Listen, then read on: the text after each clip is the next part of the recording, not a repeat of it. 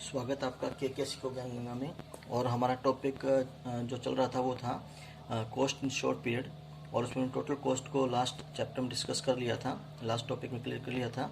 तो आज हम कर रहे हैं एवरेज कॉस्ट। एवरेज कॉस्ट क्या होती है? It is the cost of per unit of output. जो उत्पादन की प्रति इकाई लागत होती है उसको हम औसत लागत कहते हैं। औसत लागत को निकालने के लिए हम टोटल कॉस्ट को डिवाइड करते हैं आउटपुट से, या फिर हम average fixed cost plus average variable cost in दोनों का टोटल करते हैं तो भी हम एवरेज कॉस्ट को निकाल लेंगे। नाउ पहले बात करते हैं एवरेज फिक्स्ड कॉस्ट की। It is the fixed cost divided by output. Fixed cost को अगर हम आउटपुट से डिवाइड करते हैं तो हमें औसत बंदी लागत या औसत स्थिर लागत प्राप्त होती है। जैसे अगर हम टेबल की बात करें तो टेबल में क्लियर है कि फिक्स्ड कॉस्ट को आउटपुट से डिवाइड करने पर हमें एवरेज फिक्स्ड कॉस्ट प्राप्त हो रही है। जैसे जैसे आउटपुट इंक्रीज होता जाता है एवरेज फिक्स्ड कॉस्ट डिक्रीज होती जाएगी। जैसे पहले 10 है, फिर 5 है, 3.3 है, ये धीरे धीरे डिक्रीज होती जाएगी, लेकिन ये कभी भी जीरो नहीं होगी, क्योंकि अल्पकाल में जो स्थिर लागत है वो कभी जीरो नहीं होती, तो ये भी कभी जीरो नहीं होगी। इसलिए जो AFC वक्र है वो कभी भी O एक्सिस को टच नहीं करता। जैसा कि हमें डायग्राम से भी क्लियर है कि AFC आउटपुट के साथ साथ डिक्रीज हो रही है, लेकिन ये कभी भी O एक्सिस को टच नहीं करेगा, क्योंकि AFC कभी भी जीरो नहीं होता।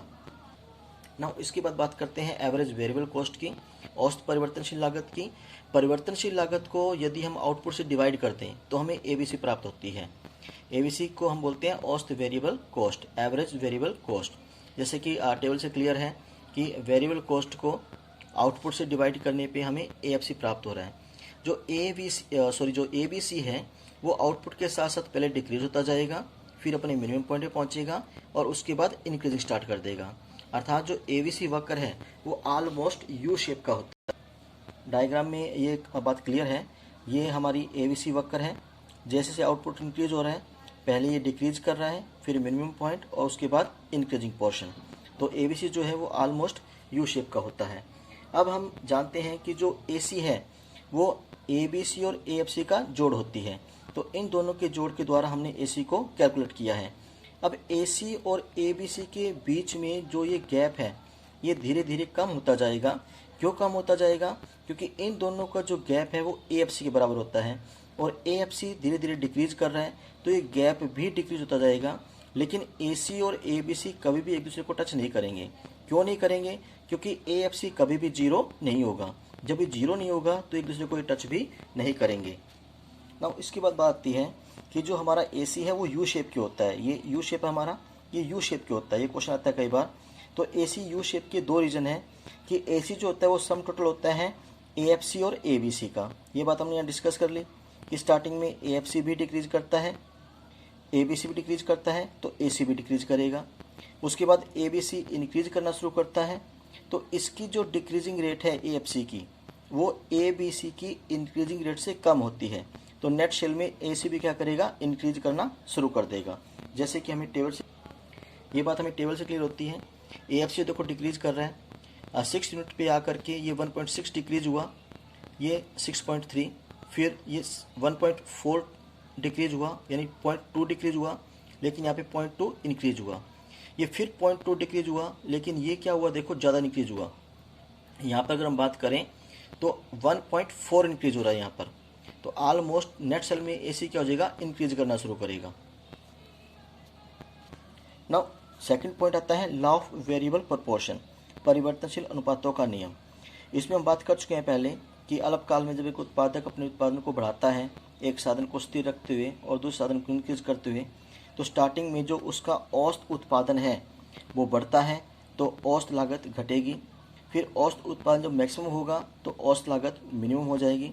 फिर जब औसत उत्पादन घटना शुरू करेगा तो औसत लागत बढ़ना शुरू करेगी। तो इन दोनों के बीच में नेगेटिव रिलेशन होता है, इसलिए भी हमारा औसत लागत वक्र जो है वो यू शेप का होता है। नाउ इसके बाद बात आती है मार्जिनल कॉस्ट की, सीमांत लागत की। सीमांत लागत क्या होती है? एक अतिरिक्त इकाई का उत्पादन करने से कुल लागत में जो अंतर आता है उसे सीमांत लागत कहते हैं।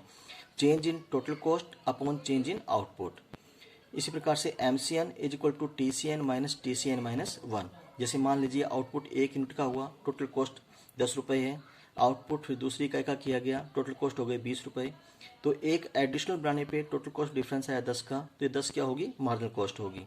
जो मार्जिनल कॉस्ट है वो भी यू शेप की होती है। इसका रिलेशन होता है एमपी से, सीमांत उत्पादन से। स्टार्टिंग में सीमांत उत्पादन बढ़ता है तो मार्जिनल कॉस्ट डिक्रीज करती है, फिर जब ये मैक्सिमम होता है तो ये मिनिमम होती है, फिर जब ये डिक्रीज करता है तो ये इंक्रीज करती है। इसी कारण से ये यू शेप की होती है। नाउ इसके बाद बात आती है relationship between AC, ABC, AFC and MC कि इनमें आपस में रिलेशन क्या है। फर्स्ट ऑफ ऑल हम बात करेंगे MC और AC की।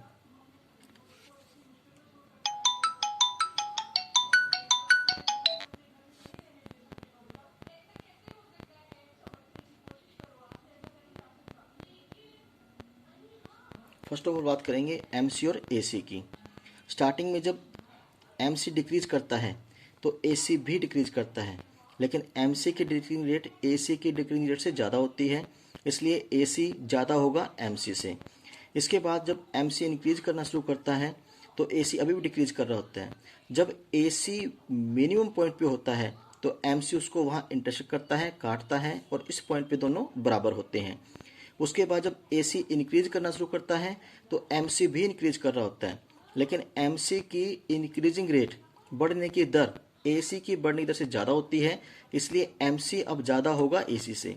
वैसे भी इकोनॉमिक्स में जो वक्र ऊपर होता है वो ज़्यादा होता है दूसरे वक्र से।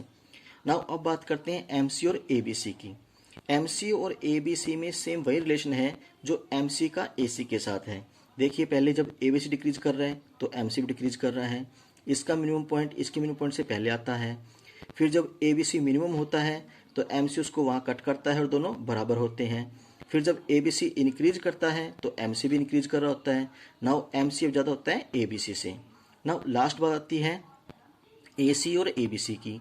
ये बात हम पहले डिस्कस कर चुके हैं कि इन दोनों का गैप जो है वो धीरे धीरे कम होता जाएगा, लेकिन कभी भी एक दूसरे को टच नहीं करेंगे, क्योंकि AFC कभी भी 0 नहीं होगा, इसलिए ये इन दोनों का गैप कभी भी शून्य नहीं होगा, आपस में कभी टच नहीं करेंगे। तो ये रिलेशन है MC, AC, ABC और AFC में। यहाँ जो हमने ये शो किया है, इसमें हमने ये शो किया है कि जब AC बढ़ रहा होता है तो MC जो होता है वो AC से कम होता है। जब ये दोनों बराबर होते हैं तो एक दूसरे के बराबर होंगे, जहाँ कट करेंगे। फिर जब डिक्रीज करते हैं तो AC जो होता है, अब देखिए MC ऊपर है और AC नीचे है, तो इसमें क्या होगा, जो MC वो ज़्यादा रहेगा AC से। किस समय, जब AC इंक्रीज कर रहा होगा। सॉरी, इसमें थोड़ी सी मिस्टेक है। मिस्टेक क्या है इसमें कि जब AC इस तरफ आएगा और MC इस तरफ आएगा, कि जब MC इंक्रीज कर रहा होगा तो वो AC से ज़्यादा होगा, जब AC कांस्टेंट होगा तो MC उसके बराबर होगा, और जब MC डिक्रीज कर रहा होगा तो AC MC से क्या होगा, ज़्यादा होगा। ये इसमें थोड़ी मिस्टेक थी, इसको करेक्ट कर लिया गया है, आप इसको करेक्ट कर लेना। Thank you.